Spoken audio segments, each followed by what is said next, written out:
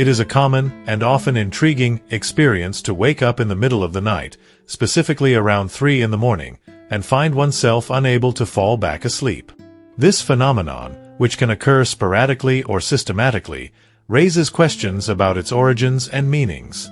Is it merely a biological matter, a reflection of our habits and internal states, or is there something deeper, perhaps of a spiritual or supernatural nature, at play? This text aims to explore the various facets of this nocturnal awakening, unraveling both natural and supernatural explanations, and offering perspectives on how to deal with this peculiar interruption of rest. Traditionally, the period between 3 and 4 a.m. is often referred to as the Devil's Hour or Witching Hour. This popular designation carries an aura of mystery and fear, suggesting that it is during this interval that evil forces reach their peak of power. It is believed that this conception has roots in the symbolic inversion of sacred events. If Jesus Christ consummated the redemption of humanity around 3 p.m., the hour of his death, then Satan, in an act of mockery and defiance, would concentrate his maximum influence at 3 a.m. This idea, although permeated by religious and folkloric beliefs, reflects an ancient perception that the early morning is a time of vulnerability and activity for non-human entities. Historically, the Middle Ages reinforced this view, with the prohibition of nocturnal activities and the suspicion of witchcraft falling upon women found in the streets during these hours. However, beyond folklore, it is undeniable that this is a privileged moment for the practice of black magic rituals, with masses and spells commonly performed after midnight. The belief that the barrier between the world of the living and the dead becomes thinner at this time, allowing the free circulation of spirits, adds a layer of complexity to this perception. Interestingly, observations in hospital settings also point to an increase in the number of deaths during the early morning, a phenomenon that some attribute to a decrease in the strength of the immune system and a greater vulnerability to anxiety and stress during this period, in addition to the reduction of adrenaline levels and anti-inflammatory hormones. This confluence of factors, whether mystical or biological, contributes to the singular atmosphere surrounding waking up at 3 a.m. Waking up at 3 in the morning can be attributed to a variety of factors, ranging from spiritual influences to biological conditions and lifestyle habits. One of the explanations, as previously discussed, refers to the harassment of evil forces, a belief rooted in various traditions.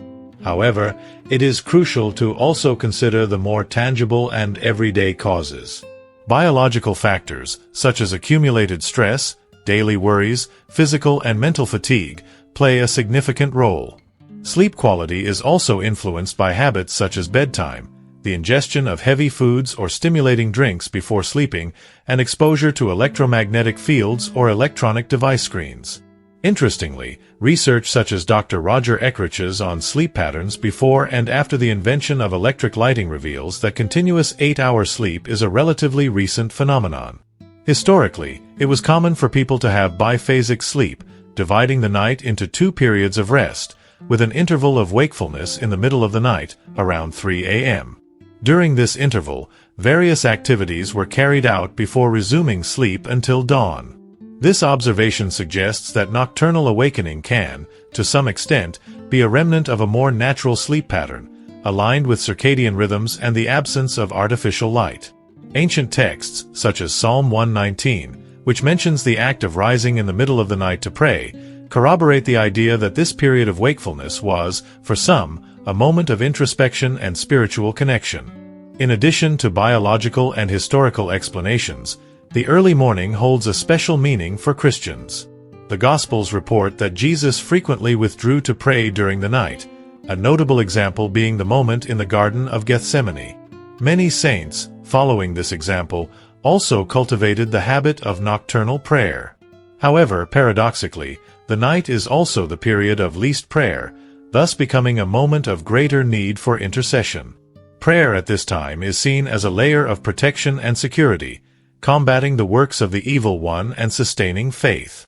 The darkness of the night, with its mystical connotation, can, for those who pray, facilitate immersion in the mysteries of the spiritual realm and strengthen resistance to temptations. Thus, waking up at 3 a.m. can be interpreted as a divine call to prayer, an opportunity to contribute to God's plan and to find peace and infused knowledge through proximity to the divine.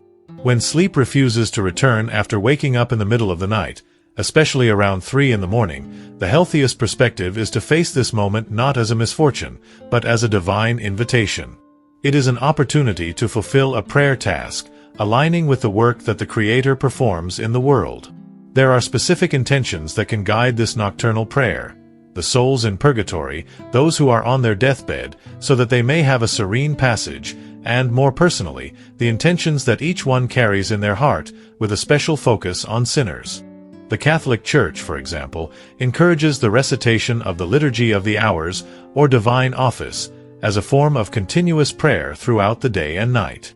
However, for many Christians who do not have access to this practice or find difficulties in understanding it, a more accessible and equally profound alternative is the recitation of the gradual Psalms. These Psalms, which comprise Psalms 120 to 134, were sung by Jews on their annual pilgrimages to Jerusalem and are full of emotion and spirituality. The simplicity of their private recitation, which requires only a Bible or a psalter for easier handling, makes them a powerful tool for nocturnal prayer.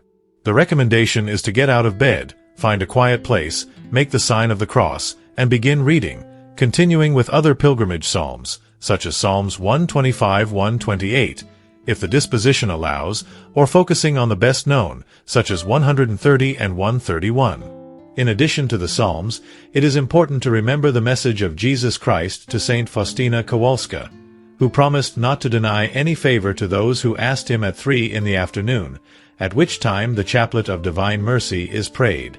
Tradition extends this promise to its antipode, 3 in the morning, suggesting that this time is also propitious for intercession.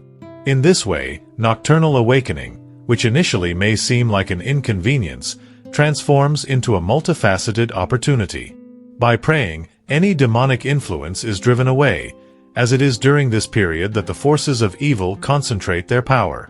Furthermore, nocturnal prayer supports the divine plan for the purification of the world, spiritually nourishes the individual, offering answers and infused knowledge, and finally, fills the soul with a deep sense of peace.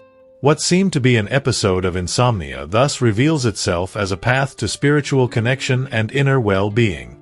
Given the above, the question arises: have you experienced similar nocturnal awakenings? How did you deal with insomnia in this context?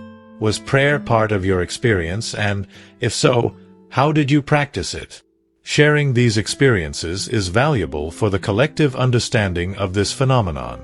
Thank you for watching this video. Leave your like and subscribe to the Living Hope channel on YouTube. Activate notifications by clicking on the bell to receive other publications.